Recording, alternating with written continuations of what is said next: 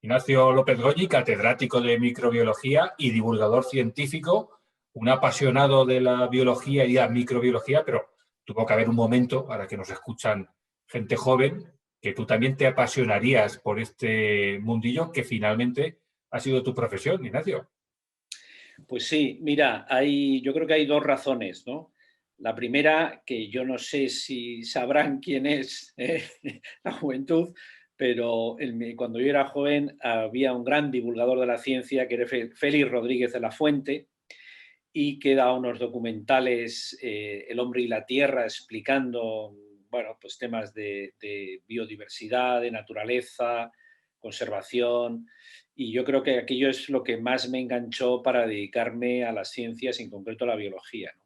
Y luego también el otro punto importante que ha influido mucho es los profesores que he tenido, ¿no? A lo largo del colegio, del instituto y también en la universidad. Gente que supo transmitirme esa pasión y bueno, esa ilusión por las ciencias, en concreto por la biología y más en concreto en mi caso, por los microbios. Llega un momento en el que este mundo es muy complejo, es decir, la investigación, estamos hablando de que hay que tener un conocimiento muy profundo, pero cuando hay que trasladar esa información a la sociedad, hay que hacer un esfuerzo extra, que es lo que os diferencia a los divulgadores científicos y donde se ha visto la importancia en esta situación que estamos viviendo actualmente. Tú te estás esforzando para explicar cuestiones a priori complejas para que sean entendidas por la sociedad y para explicar los efectos de la pandemia y, desde luego, desde qué es un virus hasta los efectos que tiene y cómo funciona, hay que ir a la base, a explicarlo para que todo el mundo lo podamos entender. Sí, a ver, yo creo que ha sido, bueno, hasta una tarea pendiente en todo este proceso es la pedagogía, o sea, explicar muy bien qué es lo que pasa, sobre todo en una situación como esta tan dura, en la que requiere también a veces medidas, bueno, personales duras. Hemos hablado de confinamiento y de este tipo de cosas que ya limitan incluso nuestra propia libertad y nuestra manera de actuar en la vida, ¿no? Y por eso es muy importante explicarlo muy bien, porque cuando la gente lo entiende, pues es más fácil que se adhiera a esas medidas que son drásticas porque la situación es muy complicada, ¿no? Nos has preparado una breve presentación para tratar de que todos entendamos el funcionamiento de un virus y el porqué de esas medidas que hablamos de imponer, pero no es una imposición, es un consejo básico para nuestro bienestar. ¿Cómo podemos entender que es un virus que hasta hace pocos meses había mucha gente, o hay mucha gente, que ni siquiera sabía a lo que nos estábamos refiriendo? Bien, si te parece voy a compartir pantalla, ¿eh? Y vamos a ir explicando, bueno, pues cómo es un virus y sobre todo cómo se transmite un virus, porque puede ser interesante para acabar de controlar esta pandemia, ¿no? Eh, lo que os quiero contar un poquito brevemente es efectivamente cómo se transmite un virus, ¿no? Cómo es un virus y cómo se transmite un virus. En esta imagen primera que os pongo, en la parte de arriba, lo que se puede ver, esa especie de palos que se ven ahí en la pantalla, son cilios, células ciliadas respiratorias y unos pequeños puntitos que es el virus, ¿no? A la derecha, si aumentamos un poquito más la imagen, vemos como esas bolitas, esos grumos, cada uno de esos es una partícula viral, y si la aumentamos todavía mucho más, vemos la imagen ya del coronavirus, que se denomina así porque nos asemeja a esa corona solar. Esas son imágenes reales de microscopía electrónica, pero si vamos al típico esquema en el que ya bueno, detallamos mucho más la estructura, vemos que un virus es simplemente una envoltura lipídica con unas proteínas que se proyectan hacia el exterior y en su interior el genoma del virus, en este caso ARN, también rodeado de varias proteínas. Una partícula viral es muy pequeñita, tiene unos pocos nanómetros y un nanómetro, recordar que tiene 1.000.000 de veces más pequeño que un milímetro. Estas características del virus hace o influyen en cómo se transmite y cómo se mantiene en las superficies, etc. Por ejemplo, sabemos el lavado de manos con alcohol o con agua y jabón. Sabemos que el agua y jabón y el alcohol lo que deshacen son esas envolturas que rodean al virus.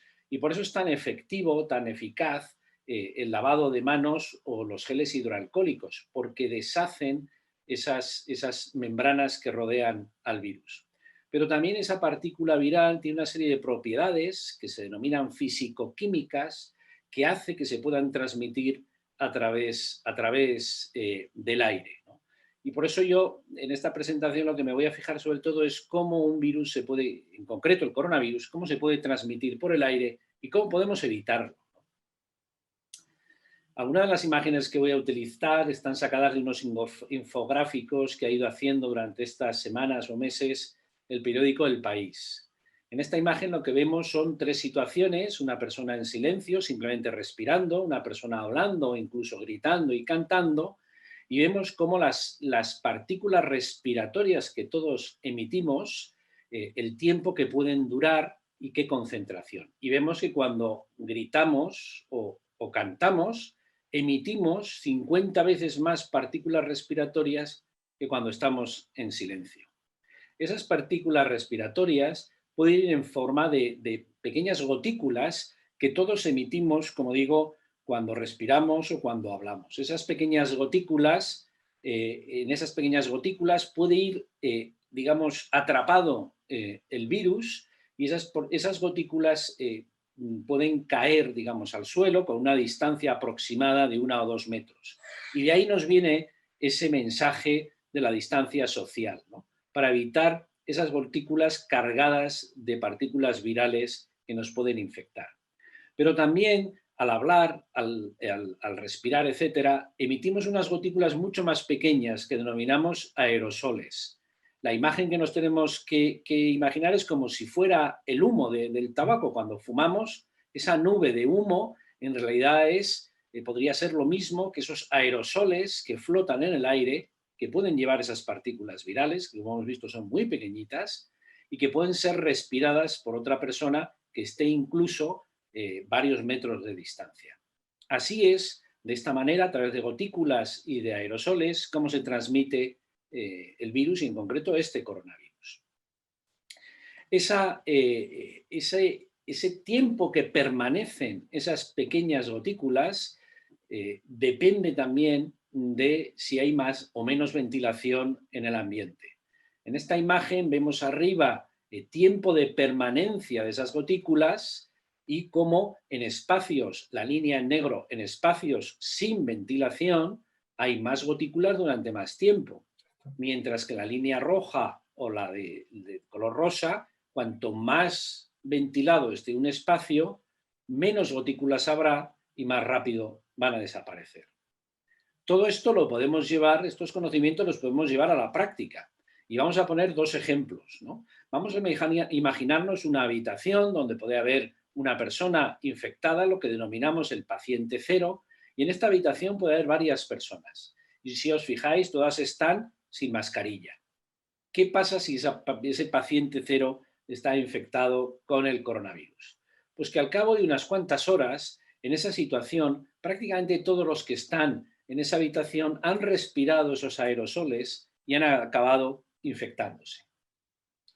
Sin embargo, si todas esas personas llevan mascarilla, algunas se pueden infectar, pero alguna, esta que tenemos aquí en color verde que está sentada, no se infectaría con el virus. Y si añadimos si tenemos en cuenta el tema de la ventilación y estamos en esa habitación en la que hay varias personas, como veis, con mascarilla, pero en la que hemos añadido el efecto de la ventilación del aire, vemos que prácticamente ninguna se van a infectar, o quizá la que está más cerca del paciente cero puede llegar a tener una infección. Estamos hablando de mascarillas, de ventilación y de tiempo de permanencia juntos en ese aula, en esa sala, ¿no? Lo mismo el mismo ejemplo lo podemos poner en una clase. Imaginaros una clase de 24 alumnos, una clase de unos 50 metros cuadrados, en el que en este caso el paciente cero, la persona infectada, es el profesor. Sí. Al cabo de varias horas, si no se toma ninguna medida, si no hay distanciamiento social, si no hay mascarillas, si no hay ventilación, muchos de los alumnos que están en ese aula pueden llegar a infectarse por ese efecto de los aerosoles que respira el paciente cero. Pero veamos que si añadimos esas medidas que estamos hablando del uso de mascarillas y de la ventilación, la posibilidad del contagio se reduce drásticamente, ¿no? Y prácticamente ninguno puede llegar a infectarse. Evidentemente, en ciencia las cosas no son absolutas, es decir, no es que nadie va a llegar a infectarse, pero se reduce de manera muy significativa la posibilidad del contagio. En realidad, una persona, esto es cuando una persona se infecta de un virus, imaginaros que una persona infecta a 3 y cada una de ellas infecta a otras 3. Esto es como se transmite, por ejemplo, el virus de la gripe o el virus del sarampión. Pero en el caso del coronavirus, lo que estamos viendo es que además de esos ambientes o eventos que denominamos superpropagadores, también hay personas superpropagadoras. En este caso es una persona que acaba infectando a 16. Y no es que cada una de ellas infecten a otras 16, sino que alguna de ellas vuelve otra vez a infectar a varias. En este tipo de transmisión se llama una transmisión por grupos, saltando de grupo a grupo, en el que hay personas que por las razones que sean tienen una mayor capacidad de transmisión del virus. Si tenemos en cuenta estos dos factores, personas superpropagadoras y eventos que facilitan la propagación, así es como se está transmitiendo el coronavirus. Y así cuando analizamos, por ejemplo, dónde nos contagiamos, si vemos los datos que nos proporciona el Ministerio, nos damos cuenta que la mayoría de los brotes del coronavirus se están dando en reuniones familiares, reuniones de amigos, en reuniones sociales, que son esos momentos en los que no tomamos las medidas adecuadas, ni de ventilación, ni de distancia, ni de mascarillas. En realidad, tenemos que recordar el efecto de las 3 M's, que para reducir la posibilidad de infección son necesarias, por una parte, las mascarillas, M de mascarillas, la M de metros de distancia, a mayor distancia, menor riesgo, y la M de manos, de la higiene de las manos, como hemos visto. Bien, de manera que también, como veis en esta imagen, el riesgo de transmisión, donde podemos ver con mascarilla, sin mascarilla, si estás gritando o hablando en habitaciones con mucha o baja ocupación, en un interior mal ventilado o al aire libre, vemos que en sitios cerrados, con una alta ocupación, mal ventilados, donde la gente hable o grite y no haya mascarilla, la posibilidad de infectarse es muchísimo mayor que si estamos, por ejemplo, al aire libre y con mascarilla. En definitiva, el modelo de defensa contra el virus es lo que se suele denominar este modelo de queso suizo, en el que, fijaros aquí, cada loncha tiene, o cada intervención que hagamos tiene sus pequeños agujeros por donde se puede colar el virus. Pero si nosotros vamos poniendo esas barreras, el distanciamiento físico, el uso de mascarillas, la higiene de manos, evitar tocarse la cara, evitar estar durante mucho tiempo en sitios cerrados con mucha gente, que esto depende principalmente de nuestra intervención. Si a eso le añadimos otras responsabilidades que son de las autoridades sanitarias, la posibilidad del contagio se disminuye muchísimo.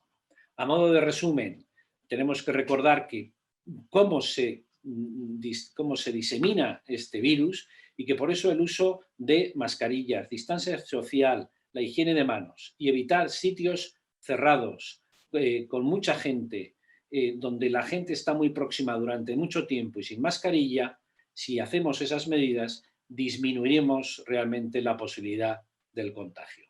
Y esto al final tiene una razón, como hemos visto, que son las propiedades del propio virus.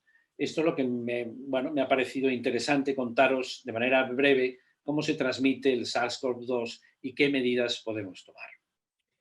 Está claro, Ignacio, que aquí se trata de una responsabilidad individual, también compartida, pero que no se trata de grupos de edad o determinados colectivos, la responsabilidad está en la actitud individual de cada uno de nosotros.